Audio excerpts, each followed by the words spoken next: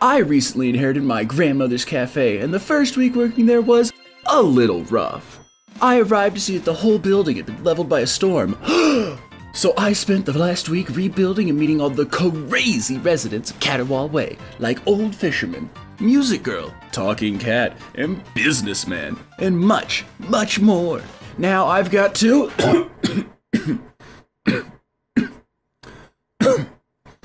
God, that felt weird. Anyways, recap over. In all honesty, last time I had met everyone in town, so it probably was about time for me to start putting some focus on building up the cafe. That being said, I did notice a pretty massive problem. It first occurred to me one day after I bought 2 chairs from Gruff's Decorations. When I got home, I went to set them up at an empty table, but I could only place down one for some reason. Even worse, I realized I was completely unable to buy litter boxes from Carla's. She said she had them in stock, but when I tried to buy them, they just phased through my hands. I think I might know who has something to do with this, I thought to myself before storming off to the shrine. As I approached, a pair of eyes stared at me from the trees. Greetings, little one. No, shut up. Now what the hell are you doing? Whatever do you mean, little one? Do you mind explaining to me why I can't put more than a handful of chairs in my cafe? Oh, that. As I said, little one, as you improve the shrine, you will unlock benefits for your cafe. Benefits? These are basic necessities. Hush now, little one. There's no need to yell. Your hard work has already made ways in restoring my shrine. For that, as a reward, I will answer one of your little questions. For a brief moment, I considered testing how mortal this Grimalkin was. But I knew he was the only one that would know anything about my store's unique restrictions. Fine. What is the actual purpose of this shrine? You see, little one, many moons ago, the shrine was built by humans like yourself. At first, they wished to share the valley with the cats that called it home, and they built this shrine to remind themselves of that. But it came to mean much, much more. It is something that I wish for the humans of this valley to remember. Wait, so it isn't, like, magical or anything? No, little one, not at all. At least, not originally. Not originally? Wait, you said you wanted people to remember the shrine's importance. Did you put these weird restrictions on it? The Grimalkin grinned at me slyly. For restoring my shrine, you have my thanks. Yeah, don't mention it. That is enough questions for meow. I will seek you out again once this shrine is looking more restored. Oh, and a word of advice. Keep your eyes on those hawks from Hawkable Acquisitions. Who? It is not the first time their kind has come into this valley, and it did not end well that time either. That didn't really answer my question, and it's gone. Well, that answered next to nothing, I thought to myself as I walked back to the cafe. At least now I knew that if I wanted to expand the cafe, I was going to need to keep fixing up the shrine. The very first thing I did was figure out what I needed to fix to be able to put more chairs in my cafe. I mean, how could a cafe only have 6 chairs? How would I ever turn a profit? Or, well, profit. Complaints about magic BS aside, though, after a couple of days, Mateo stopped back by. Hey there, friendo. Siri tells me today's International Bountiful Breaks Day. Looks like you've earned yourself a little break. Mateo, that sounds made up. Well, it's not, friendo. And, well, honestly, I could use a couple more breaks myself. Keeping yourself busy? Yes, I am. I'm always busy, friendo. That's what I get for founding Mateo Management Means. Siri, hit us with that jingle, babe. Mateo Management Means fills your content system management dreams. A CMS so hot, so cool. It smokes cigars and it skips school. Trademarked. Uh-huh. We're a pretty small business, and that we is really just me. But a while back, we landed a big new client, Hawkable Acquisitions. Where was that name again?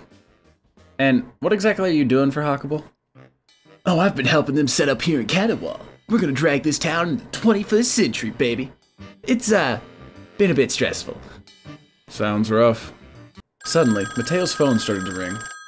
Oh, I gotta take this, Felix. Sure, I'll leave you to it. As I walked away from Mateo, I couldn't help but feel a bit of a pit in my stomach. These Hawkable guys are starting to sound a bit too much like a couple of the business firms back in the city.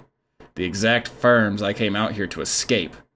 I didn't have long to dwell on the thought, though, because I was getting close to closing, and I needed to head out to the shrine and start on a new project.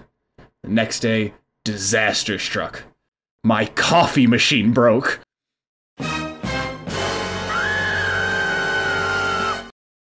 Luckily, though, there's a tutorial for everything on YouTube, so I was able to fix it up relatively quickly. Ish. I mean, there weren't many customers there, so it wasn't that big of a deal. That being said, the broken coffee machine wasn't the only headache I had to deal with that day. If you're gonna stick around, I got thoughts. The cats are badass, but I honestly can't with the food here. That's rude. Gotta say though, Arba, I never really took you for a chef. Chef? This ain't about technique, kid. Your grub lacks oomph, funk, chutzpah even. It doesn't crawl up my throat and yell, "I am here, I am food," or something. I don't think you want any food crawling up your throat. You get what I mean. It's all half-assed. You gotta grab that full ass by the horns, you feel? To be clear, we're still talking about pretzels and salad right now, right? I mean, that's the only food I serve, so... Look, kid, I'll be honest with you. This town's in trouble. You have my sincerest apology. I didn't realize my cooking was bad enough to threaten the entire town. Don't worry, I'll get right to fixing it. No, not your cooking. It's that Hawkable Corporation. They've been getting their dirty talons up in everyone's business. Yeah, I've heard of them. What exactly are they doing here? I ain't clever enough to figure that out, but I ain't gonna like it. You're a lot of help. Look, what I'm saying is, the way this cafe's going, Hawkable's just gonna buy it up like the rest of the darn town. That's why you gotta do something about this food. Thanks for your concern, I said as I turned back to my work. So that's what they're aiming for. Hawkable's just some greedy corporate firm that saw the dying town as cheap land to buy up. They were really grabbing up the town. How long would it be before they started knocking at my door? Maybe leaving the city wasn't such a good idea. I mean, it was starting to look like I might have left one desk job for another. Wait a minute. That's right. I already escaped that hellhole of a cubicle. I'd rather die than go back to that. With this town starting to come together for the shrine, I was starting to make some good headway into turning this cafe into a proper business. They couldn't buy me out if I wasn't selling. And as long as there were people here to buy from me and my cats, my doors weren't closing. With newfound vigor, I got to work. I took orders, cooked food, served customers, hell, I even mopped up piss out of the floorboards. But I didn't let it get me down. I was gonna show those bastards at Hawkable that they were stepping on the wrong neighborhood. Unfortunately, vigor alone does not give you more hands, so I still started to feel a bit overwhelmed with all the work it takes to keep a business running. Luckily, I'd just finished the shrine enough to allow me to hire a new staff member, since that was apparently another thing I was magically sealed from doing. I knew I was a pretty smooth talker, so I figured it'd be best if I hired someone for the kitchen to keep myself out on the floor. So I hired Carrie the chef. I also knew that if I wanted to stand a chance against the ever-approaching tide of large-scale corporate takeover, I was going to need to beef up the decorative flair of my store, starting with this hip new cutting board that I bought. Yeah, I don't know what about it is hipster, or what that even means, but hey, stats are stats and I ain't arguing. Following a couple of days where I had a conversation with Finley about why she works on her music that hit way too close to home, and a conversation with Boner that reminded me a little too much of my grandmother with Alzheimer's, I figured it was time I actually start expanding the cafe. After all, I was going to need more than 2 tables if I wanted to call myself a proper business owner, and my current setup was more than a little cramped. For the next week, I served exclusively punks, so I could stockpile as many construction materials as possible, with the exception of witches on a couple of days to keep enough nectar to keep the kitchen stocked. Each night, I took my new materials and expanded out the cafe, making an area to keep the cat supplies in, a dedicated kitchen area, which was eventually swapped with the cat room, and a whole floor exclusively for dining. I even finished off a few of the shrine projects as I worked, unlocking more and more essentials for the cafe. By the end of the week, I had the whole frame for an actual full-size cafe built. Now, it was just time to start filling it in. But before I could start on that, a familiar voice beckoned me to the shrine. The shrine is looking much better, little one. I would say it's even equivalent to a box of cardboard. That is a high praise, by the way. I'd almost be touched if you weren't strong-arming me into this. Oh, please, little one. You had already started working on the shrine before discovering the magic within. Consider my work an incentive. Sure. Anyways, I can tell you have more questions. Come then, ask away. You know, now that you mention it, you never actually explained what you are. Do you know the old saying, black cats bring ill fortune? Sure. I am as old as this saying. I am the Grimalkin, though the grim days to which I owe my name are long gone. Is that it? What do you mean, little one? That wasn't an answer. You just told me how old you were and what your name was. What else is there to know? What are you? You know, like, are you a god? Are you a spirit? Some failed science experiment? Like, you obviously aren't a normal cat. So what are you? Ah, that is a much harder question to answer. For now, all you must know is that I look after the cats of this small village and this shrine. I looked around for a moment. I must say, done a great job looking after this place. Well, I have lacked the strength to care for it for some time now. I was about to ask him why, when he quickly cut me off, as if trying to dodge the question. I have spent some time watching the humans of this town, little one. They say Huckable isn't content to put its dirty claws all over this village, but that it now wishes to roost here. Yeah, I heard they've been setting up shop here, or at least buying people out. Yes, we must keep our eyes out for this hawk, little one. I do not trust it. Yeah, neither do I. Oh, I guess he was done talking. I feel like every time he visits, that cat just leaves more questions than he answers. Either way, it looked like I had yet another reason to look out for this Huckable corporation. I was starting to wonder just how much sway they held over this town, considering how many people were talking about them. I knew I couldn't slow down now, though, so I bought a couple more chairs and a cute little cat bush to spruce up the store. I was ready to put my nose back to the grindstone the next day, until the familiar smell of hair gel and cheap cologne walked into my store. Felix, friendo, you look like you could really use someone unloading their anxieties on you. Do I? Well, lucky for you, I just so happen to have some primo anxieties ready for unloading. Don't you have any real friends to unload them on? That's the thing, friendo. You know Arwell, right? Big eyebrows, big hair, big anime DVD connection. I like to think we're real close. You and Arwell? Yes, sir. Arwell? Yeah, we grew up together, you know. We ran rodshod all over town. Okay, so why don't you unload on him then, instead of on the waiter that you don't know? Well, you see, Arwell found out that I'm helping Huckable set up the shop here in town. Ah, I'm guessing that conversation went great. Well, he didn't take too kindly to it. He called me a no-good parrot lover. What does that even mean? I don't know, but I think he meant it as an insult. I think I should be hurt by it. Are you not? No, not really. Then it's a pretty shit insult. Hey, you mind if I ask you something? Do you think it's bad of me to be working with Huckable? You mean the bloodsuckers trying to buy out the town? It's not my place to say, but it definitely ain't great.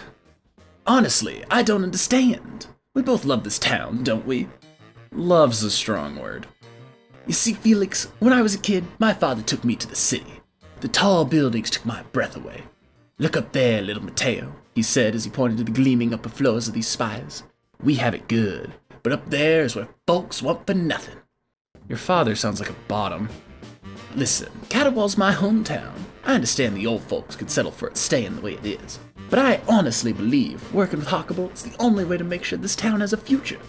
Hey, Mateo, you ever considered that other people might actually enjoy living in a small town atmosphere? I'll have to think that one over, bud. Thanks for being honest with me. It's what I'm good at. With that, Mateo sunk back into his chair, muttering to himself. I'd have felt sorry for the guy if he wasn't single-handedly selling out the entire town over a rose-tinted vision of the big city, seen through the eyes of a sheltered child. Had he even been back to the city since going with his father? Anyways, that night I finally finished buying chairs and tables to fill out the dining room. I also don't really remember when I did it, but I hired a new server, so that's cool. With the store growing at the rate it was, I decided it was time I finally beefed up my menu. I'd already unlocked access to new foods from the shrines, so I spent the next couple of days advertising to witches, artists, and businessmen, so that I could get everything I needed to buy the recipes and ingredients required to make milkshakes and fried foods, along with a shake machine and a deep fryer, because last time I checked, making milkshakes by hand was hard as hell, and sadly, refs didn't carry any air fryers. The next couple of days flew by, and aside from a small conversation with Finley where she scrutinized her own music and deflected any compliments that felt way too much like someone ripped direct lines from my DMs, nothing of real interest happened. Well, aside from small decoration additions. That was until Arwell came in. Yo, fancy seeing you here in your place of work. Arwell, I sleep in that beanbag over there and only leave the store to go to other stores in town. You knew I was here. What do you want? I came to check up on the changes you made to the menu. Yeah, look. They stink, as in the qualitative meaning. God, you're a nerd. They're still lacking in punch. I could take this food in a fight if I tried. I had to stifle a laugh. Sure, buddy. Hey, I gotta get your opinion on something. So I was arguing with my pal, Jimbus. Yeah, Jimbus. Really? He's, studying to be a chef, like me. We argued about what's most important in a kick-ass meal. Yeah, I was not humoring that. Let me stop you right there. The answer is garlic. He looked stunned. Huh. Can't believe I forgot the cardinal rule of cooking.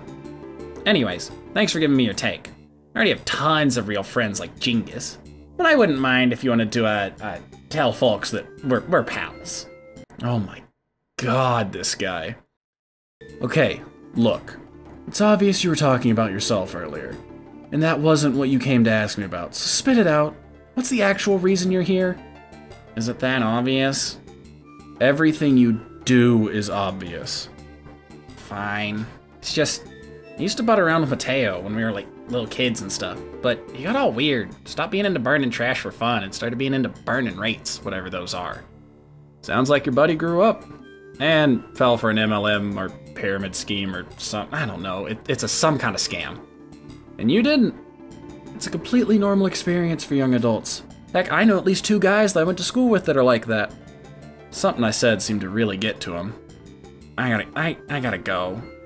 Bye. And like that, he was gone. Man, that boy has some issues. He really needs to talk to someone that isn't me. Like a friend. Or a therapist. But still, I can't blame him. His friend grew up to be the boring kind of adult. Not the delusional and fun kind that thinks that streaming and YouTube are viable, like me. Anyways, with that, I put a close to the end of my first month running the store. But my story doesn't end here. Because if I wanted to fight against Talkable, I was just getting started.